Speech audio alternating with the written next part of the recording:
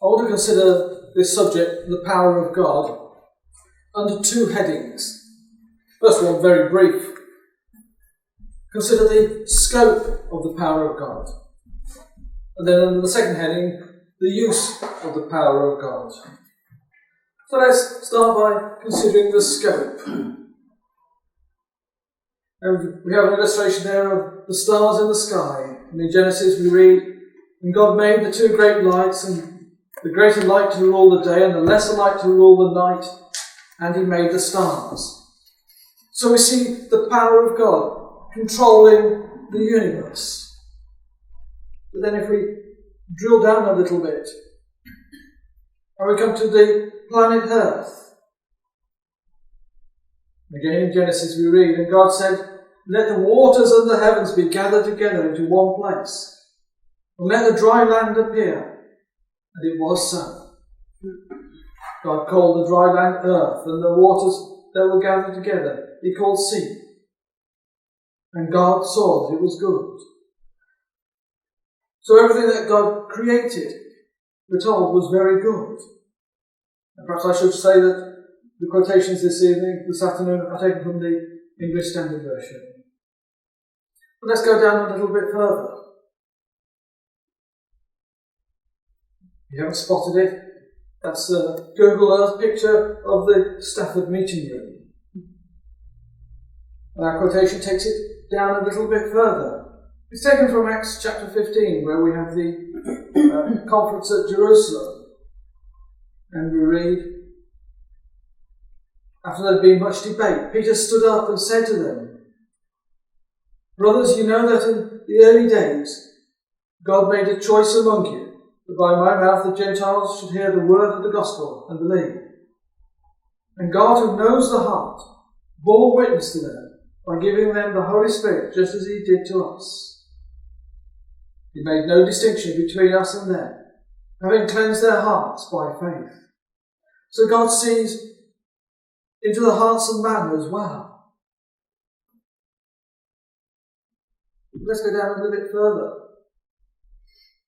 Quoting from Matthew chapter 10.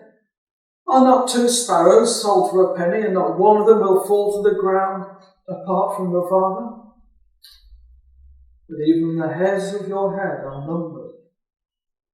Fear not, therefore, you are of more value than many sparrows." So, considering the scope of the power of God, we see him interested in the whole universe, down to things that are very small and very, in our eyes, insignificant. He has control and power over them. So now I'm going to go on to the second section, which is obviously going to take the bigger section. The use of the power. And the first illustration I'm going to put on the screen might surprise you.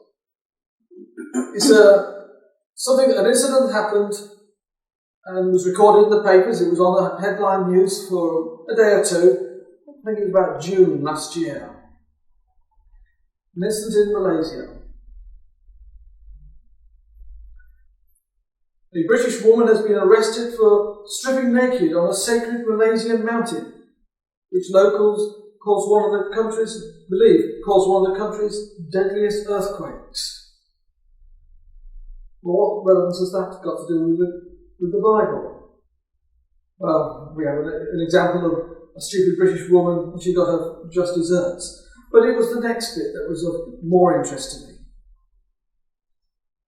At least 16 people died on Friday when a 5.9 magnitude quake rocked the capital, Kuala Lumpur.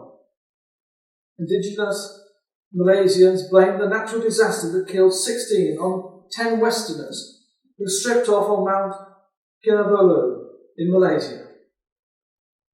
Furious indigenous people in the city of Sabah claimed they angered the spirit of the mountain after the picture went viral on Facebook and WhatsApp. Lawmakers suggest they should be brought before their native court to restore the balance and appease the mountain spirits. I don't know how many of you saw that incident in the papers. When I first read that and saw the local people blaming these 10 people who'd stripped off on the mountain for upsetting the gods. What a load of rubbish. But then I stopped and thought about it. But the God I believe in has the power to bring that sort of judgment about. Let's have a look at Scripture and see what it is. There's a few examples. Here we go to Genesis chapter 18. And here we're looking at we went there this morning, the time of Sodom and Gomorrah.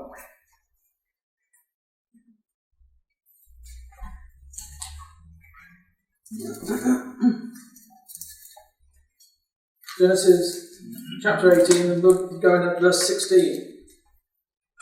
This is picking up the story where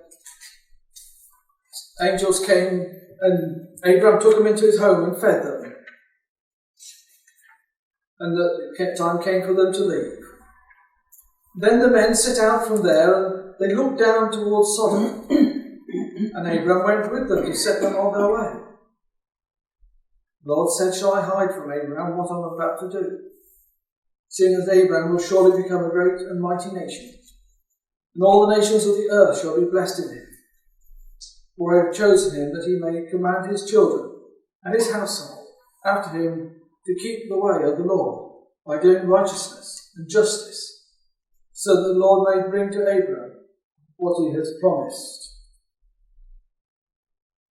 Then the Lord said, "Because the outcry against Sodom and Gomorrah is great, and their sin is very grave, I will go down to see whether they have done altogether, according to the outcry, what has come to me.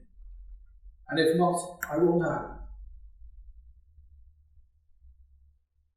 So God was hearing the goings on in the cities of Sodom and Gomorrah, and he was sending his angels to find out what was happening and to prove right or wrong the news, the reports that he was getting. So chapter 19. The two angels, having departed from Abraham, came to Sodom in the evening, and Lot was sitting there in the gate. When Lot saw them, he rose to meet them, and bowed himself with his face to the earth, and said, "My lords, please turn aside to your servant's house and spend the night, and wash your feet. Then you may rise up early and go on your way." They said, "No, we will spend the night in the town square." But he pressed them strongly. So they turned aside to him and entered his house. And he made them a feast and baked unleavened bread, and they ate. But before they lay down, the men of the city, the men of Sodom, both young and old, all the people, to the last man, surrounded the house. And they called to Lot, "Where are the men who came to you tonight? Bring them out that we may know them." They didn't need much further evidence as to what was happening in the city. It was very clear by the fact that they surrounded the house and they wanted them to come out. And so in the morning, verse 24, then the Lord rained on Sodom and Gomorrah sulphur and fire from the Lord out of heaven, and he overthrew those cities, and all the valley, and all the inhabitants of the cities, and what grew on the ground. So God sent sulphur and fire to destroy the cities. I can only imagine it to be like a volcano erupting and the molten lava coming down onto a city.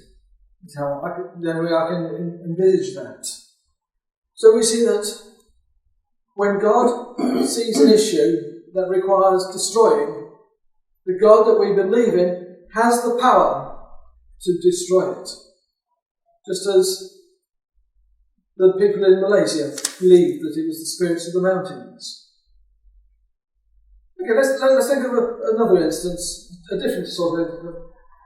Let's think of the time of Joshua. Joshua chapter 10. This is after the children of Israel have gone into the promised land.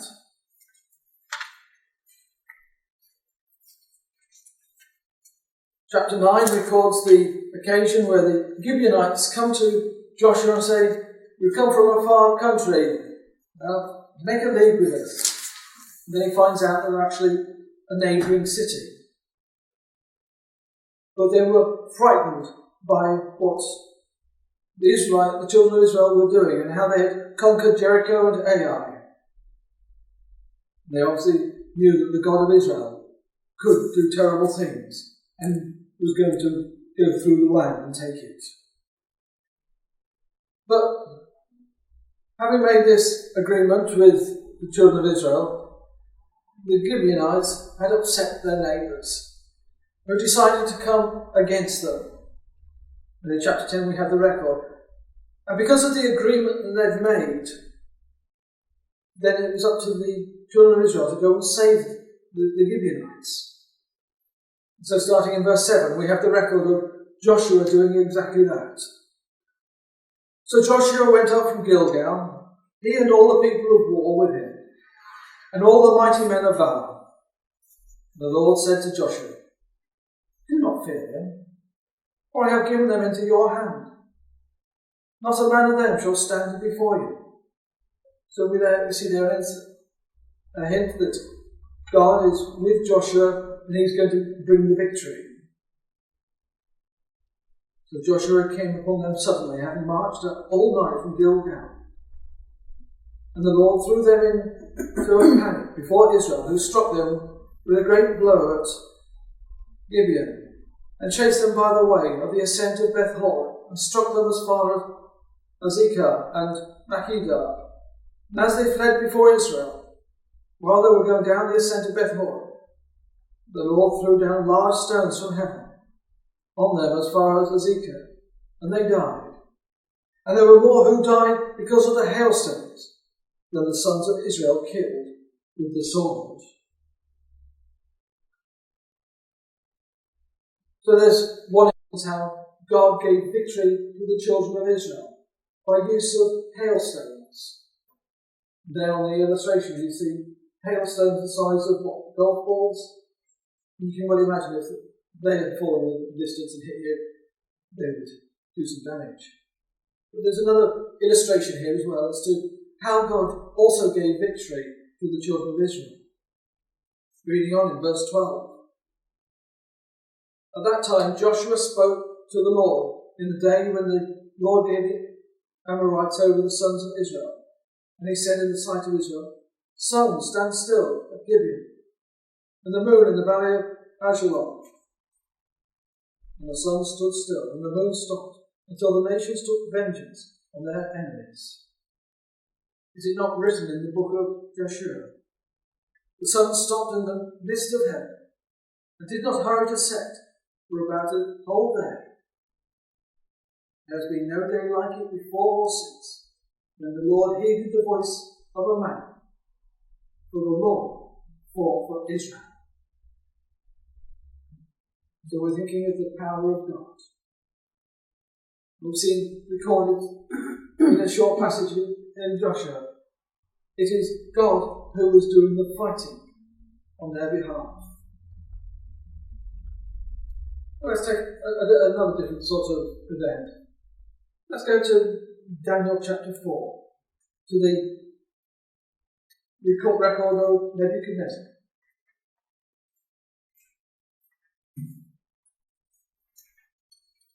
Again, Nebuchadnezzar is clearly demonstrating how it is God that is in charge.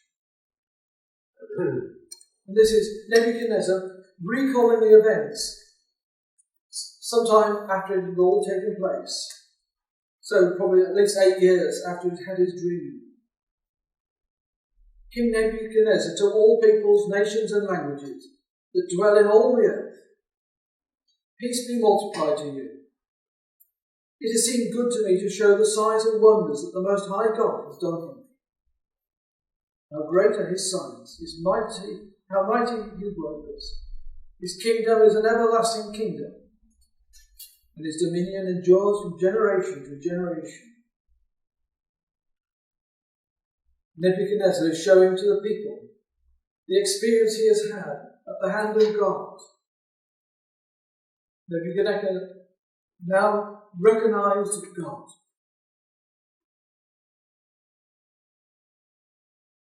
So he explains in verses 4 to 9 the dream that he had, and the usual interpreters tried to understand it, but it was only Daniel who could reveal the meaning. Verse 9, O Belteshazzar, chief of the magicians, because I know that the spirit of the holy gods is in you, and that no mystery is too difficult for you. Nebuchadnezzar knew that through the work of God, Daniel was able to provide the interpretation of the dream. But that's the only reason Daniel could reveal the interpretation. The dream is told to Daniel how he saw this big tree and how it was cut down, leaving a stump in the ground. Verse 17. The sentence is by the decree of the watchers, the decision by the word of the Holy One, till the end that the living may know that the Most High rules in the kingdom of men, and gives it to whomsoever he will, and sets over it the lowliest of men. So the whole purpose of the dream that Nebuchadnezzar had was to show that it was God that was in charge. Daniel interprets the dream. It shows how that if Nebuchadnezzar fails to put his trust in God, then he'll be driven out of his palace and he'll live as a wild animal for 7 years. And with such a powerful king, it was with some fear and trepidation that Daniel gave him the interpretation of it. Daniel exhorted Nebuchadnezzar to mend your ways. Turn to God now while you can. But it made no difference. Verse 28. All this came upon King Nebuchadnezzar. At the end of 12 months, he was walking on the roof of the royal palace. And the king answered and said, Is not this great Babylon, which I have built by my mighty powers, a royal residence, the glory of majesty? While the words were still in the king's mouth, there fell a voice from heaven. O King Nebuchadnezzar, to you it is spoken, the kingdom has departed from you. And for a time, for 7 years, the kingdom was taken away from Nebuchadnezzar. But then at the end of it, verse 34, at the end of the days, I, Nebuchadnezzar, lifted my eyes to heaven, and my reason returned to me. And I blessed the Most High, and praised and honoured him, who lives forever.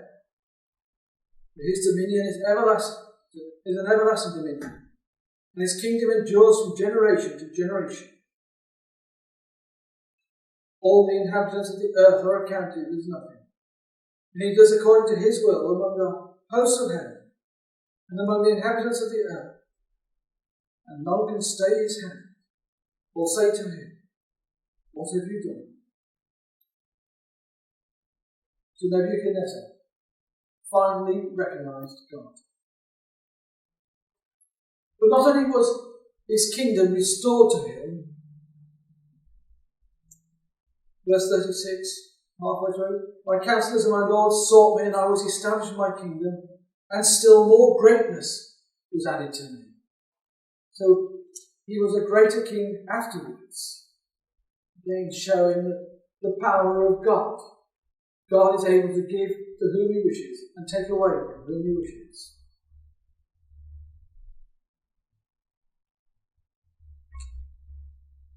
Verse 37. Now I, Nebuchadnezzar, praise and extol the honour of the King of heaven. For all his works are right and his ways are just.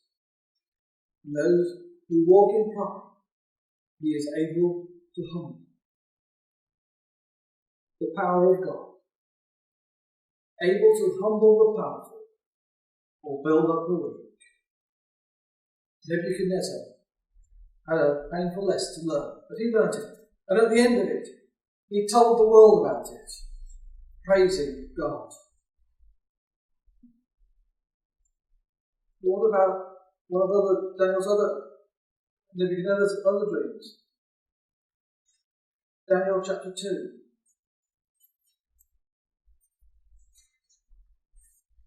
Daniel chapter 2, quite familiar to us. Verse 1. In the second year of the reign of Nebuchadnezzar, Nebuchadnezzar had dreams.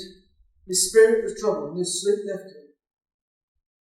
Then the king commanded the magicians, the enchanters, the sorcerers, and the Chaldeans to be summoned to tell the king his dreams.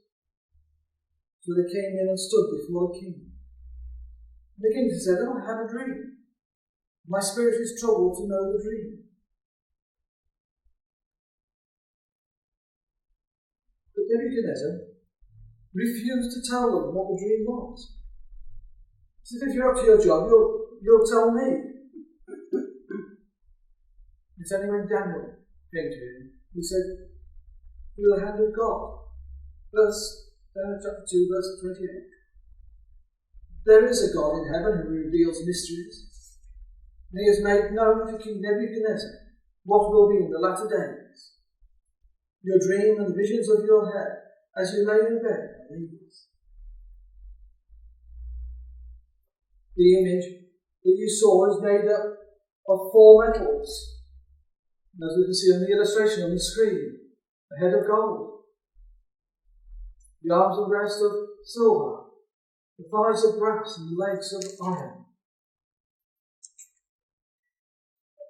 And Daniel gives him the interpretation. Verse 37. You, O King, the King of kings, to whom the God of heaven has given the kingdom, the power and the might and the glory, and into whose hand it is given.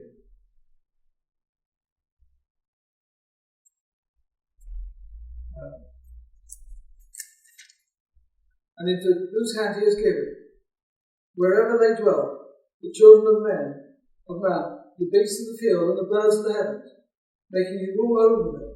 For you are the head of God. Daniel explains to Nebuchadnezzar that he's this head, the very rich kingdom of Babylon. But then he also goes on and explains further. Verse 39. Another kingdom inferior to you shall arise, and yet a third kingdom of bronze, which shall rule over all the earth. Second and third kingdoms. Well, the second kingdom were the Medes and the Persians, which reigned from BC 536 to 334. Then the Greeks came, who reigned from 334 to BC 67. Verse 40. And there shall be a fourth kingdom, strong as iron, because iron breaks to pieces and shatters all things. Like iron that crushes, it shall break and crush all these. The fourth kingdom, that of the Roman Empire, which was very strong. Verse 41. And as you saw the feet and toes, partly of potter's clay, partly of iron, it shall be a divided kingdom, and some of the firmness of iron shall be in it, just as you saw iron mixed with the soft clay. And as the toes of the feet were partly iron and partly clay, so the kingdom shall be partly strong and partly brittle. As you saw the iron mixed with soft clay, so they shall mix with one another in marriage, but they will not hold together, just as iron does not mix with clay. This eventually becomes fragmented, as illustrated by the feet of iron and clay. The image is destroyed by a stone that grows into a great mountain. Verse 44. And in the days of those kings, the God of heaven will set up a kingdom that shall never be destroyed, nor shall the kingdom be left to another people. It shall break in pieces all these kingdoms and bring them to an end, and it shall stand forever. So we know that through the power of God, there is to be yet another kingdom, but that's one we are still waiting for, the time when Jesus will return to establish it.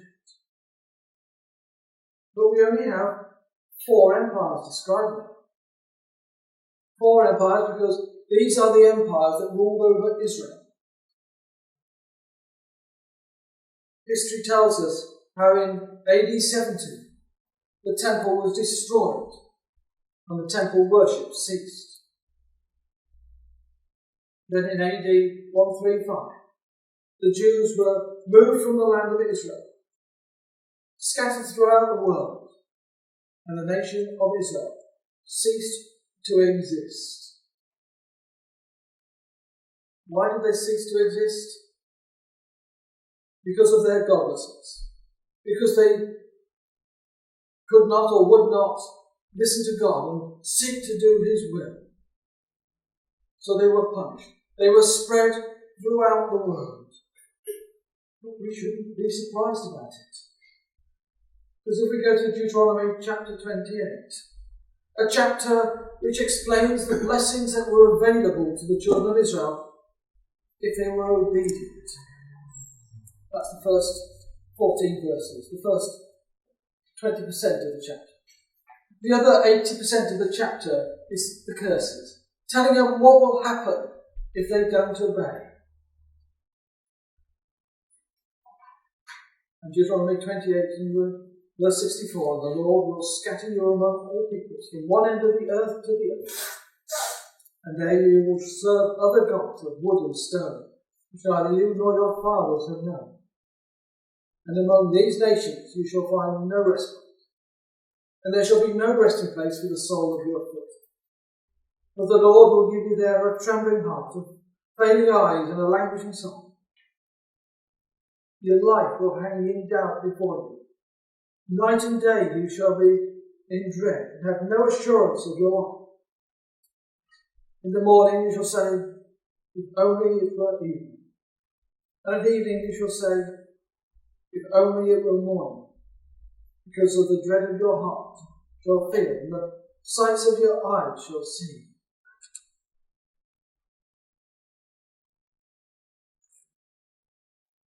And Jesus, writing in Luke in his ministry, tells how the Jews will be led away captive into many nations. But when you see Jerusalem surrounded by armies, then know that its desolation has come. Then let those who are in Judea flee to the mountains, and let those who are inside the city depart, and let not those who are out in the country enter it. For these are days of vengeance, to fulfill all that is written. Alas for women who are pregnant, for those who are nursing infants in those days. For there will be a great distress upon the earth, and wrath against this people. They shall fall by the edge of the sword, and be led captive among all nations. And Jerusalem will be trampled underfoot by the Gentiles, until the times of the Gentiles are fulfilled. A strange nation, Israel. Out of their land for 1900 years, scattered throughout the world. But they never lost their identity. A Jew can still demonstrate that they are a Jew all through the generations.